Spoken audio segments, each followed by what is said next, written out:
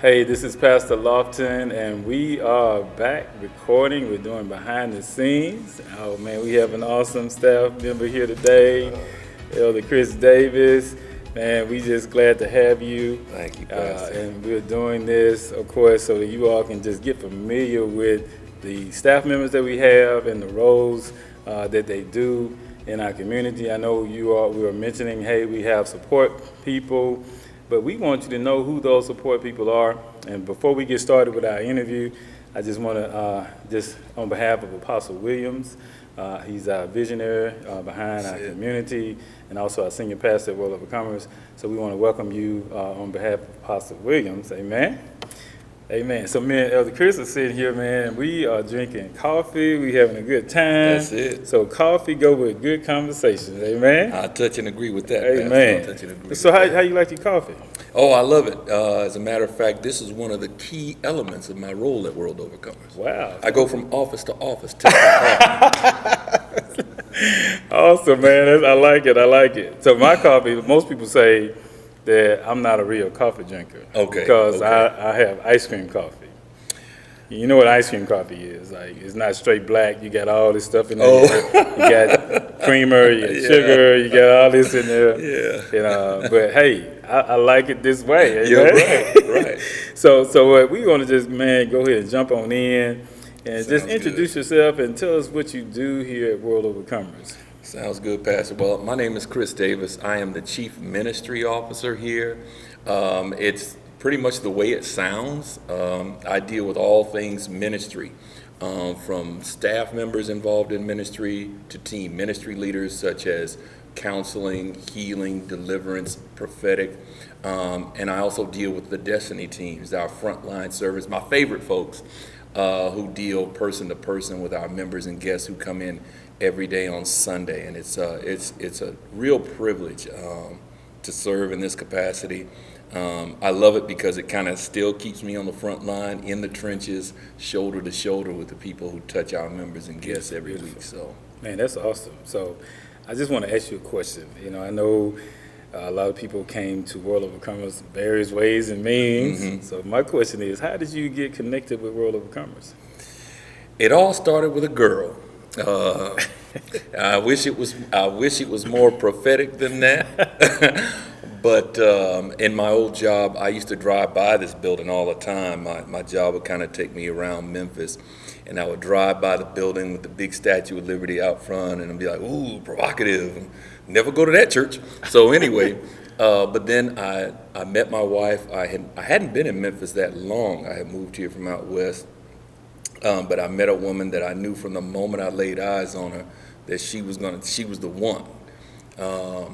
And I'll never forget, we had been dating for a little while, and she never pushed church on me. She never really just browbeat me with that. Mm-hmm. But I'll never forget it was a Saturday, and I'll never forget, she said, hey, I'm going to be at church tomorrow. I'll catch up with you when I get out of church. And before my brain could come up with whatever excuse it was going to make for me not to go to church, my mouth said, I'll go. And of course, I'm freaking out. I'm like, no, you can't go to church. But I set foot in here, and I want to say it was my first time in here. I'm sitting there, and it's like the pastor was talking directly to me. I'm sitting there, tears are coming out of my eyes, but nothing was wrong. Like, for the first time, that was the first time I ever cried, and nothing was wrong. I was at perfect peace. And I'm telling you, I couldn't answer that invitation fast enough. And it all really began there. From the moment I joined the church, I just wanted to be a part of it. I'd have done anything. When I was signing up to serve, I said, well, what do you need? I didn't ask, what do you have? I said, what do you need? I'll clean toilets, I'll sweep floors, whatever you need, I just want to be a part of it. And really, that's kind of been my attitude ever since. I just want to be a part of what Jesus is doing. Well, that's interesting. That's a big paradigm shift compared to your first impression of the church. And now look at you. Well, it was funny. My wife and I had a good laugh because when I was asking her, I was like, well, where's the church at?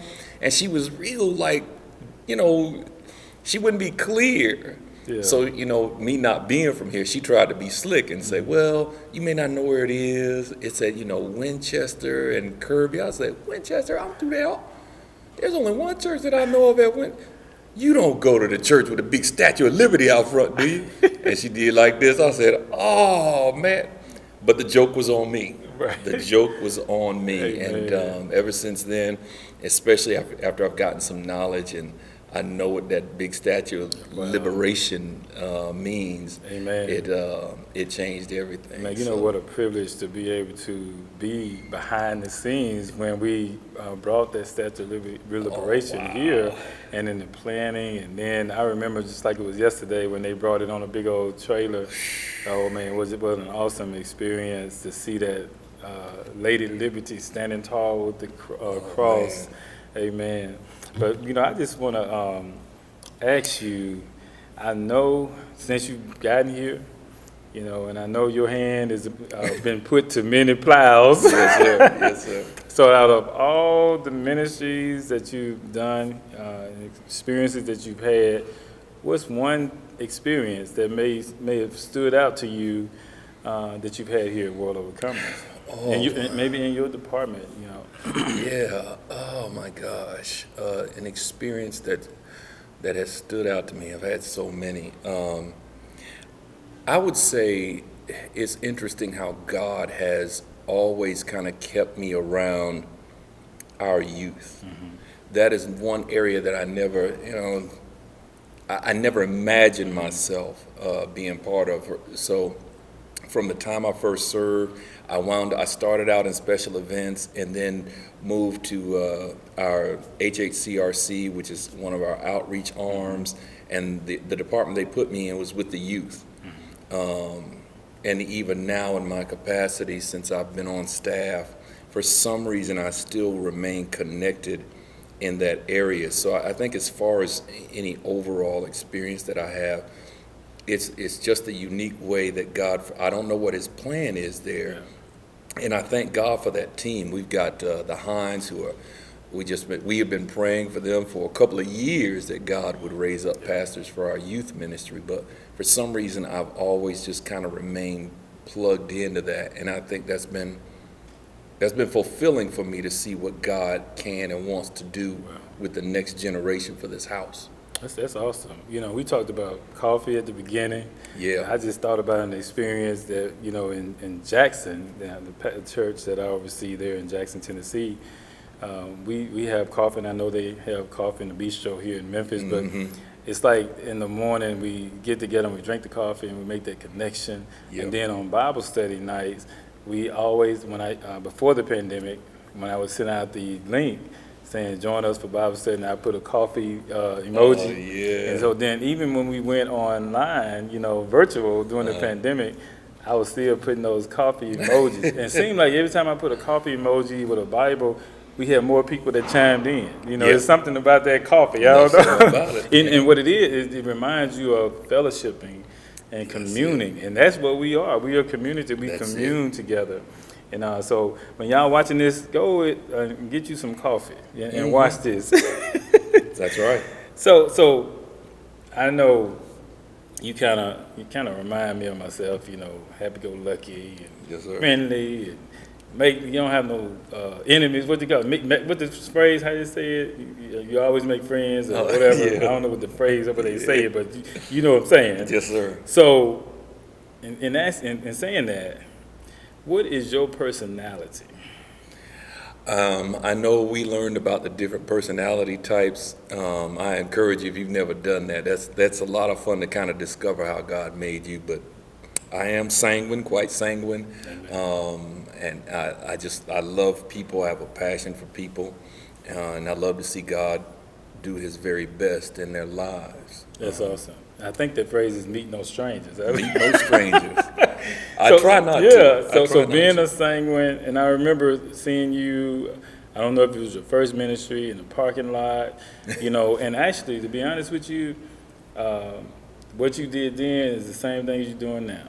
It's almost like, I remember one time you did a sermon, and after you did the sermon, next time I saw you, you was outside, you was in the parking lot. I'm like, man, wow, That's amazing. To me, that's where real ministry takes place. That's where the rubber meets the road. Is right there in the trenches. I know for me, many times there's just no place I'd rather be, especially that remnant of brothers that are there serving there, and just being a part of that, and just trying to make everyone's experience the best experience it can be, to give the gospel the most opportunity possible. Whatever I can do to give the gospel a chance in the heart of a person, just like it was done for me. The first time I walked in here, came in at door 3, coming off of Flag Lane, and I walk in that first time with the woman that would become my wife. Okay. And there were 2 ladies there who greeted us and hugged us. And I'm like, what is this? Now, I tell people all the time, I learned being here and in a couple other experiences, that whole big church versus small church thing. I told my wife once, I said, I have been in churches a fraction of the size of this church. And the first time I walked in, they looked at me like I had 2 heads. And so to come into this building and to have people there to greet us with a smile, it was amazing to me. Wow. It was amazing. And so a message began to get preached to me before I even knew who Apostle Williams was. Wow. That's interesting. And you basically hit on and where I was going with that personality. And I know you may have hit on it a little bit, but maybe you can expound on it a little bit more as far as how does your personality connect you to people? I think the one thing that I've heard from so many people is, how much they enjoy serving with me. And I know I feel the same way about them. I've been very blessed in my career experience to work with literally some of the smartest people in the world. Meet literally some of the smartest people in the world. But here, every day and every Sunday, this is hands down the most extraordinary team I have ever served with. So for me, it really is a matter of, I want to do my very best, not just because we all serve unto the Lord, but to be my very best for my teammates, because they're going to do their very best just like I am, to again give the gospel the best chance it can to be sown in the heart of a person. And so I just want to do my part when I'm serving. So my personality just hey, just be as warm, as encouraging as possible, and just do your part. Man, that's amazing. That's like the spirit, because you actually answered the next question I was going to ask you about souls, and you just basically said it. What you do, how does it affect souls, and how does it connect you to souls? Yes, some of that I've been able to see that watching you in action, as well. Is when you see a person whose life gets so radically transformed. Like my life was radically transformed once I truly got the gospel in my heart and I heard that word of truth.